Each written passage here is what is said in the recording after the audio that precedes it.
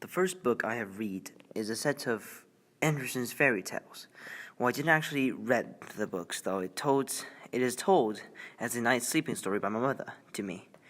So the fairy tales read by my mother creates great dreams when I was just a little kid, imagining there's actually a place in the world where all those characters in the stories live.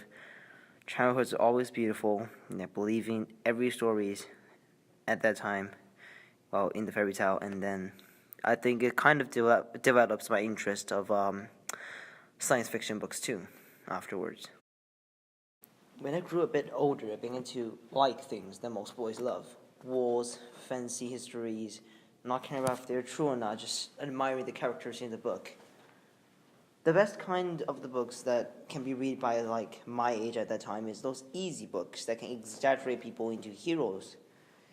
And then there's a dynasty in China called the Three Kingdoms, a dynasty following Han, a dynasty where wars happens a lot, a chaotic time.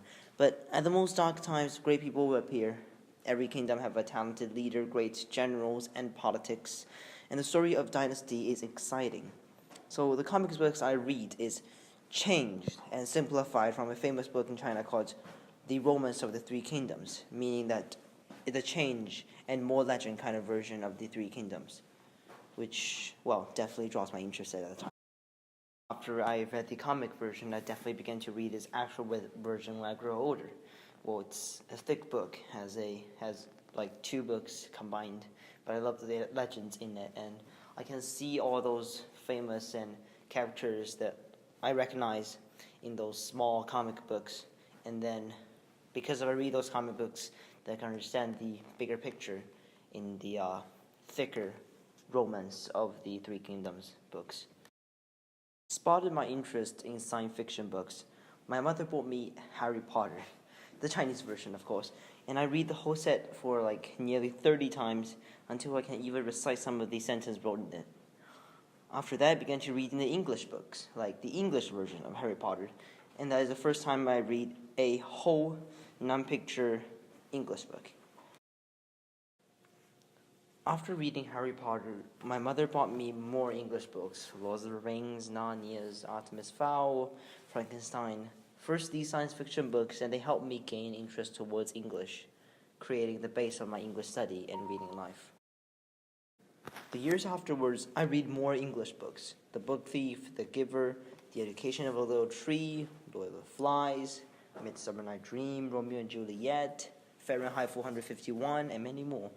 These books I read covers a various area, from the idea of good and evil to life and death, from freedom and the cost of freedom, presented in The Book Thief, German people's living in the Second World War, and how war affects everybody, to the idea of utopia and anti-utopia, presented in The Giver, Fahrenheit 451. From reading these books, it builds the basic idea of the society in my mind.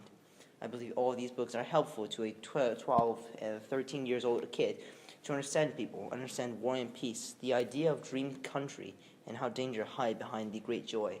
And these books helped me a lot.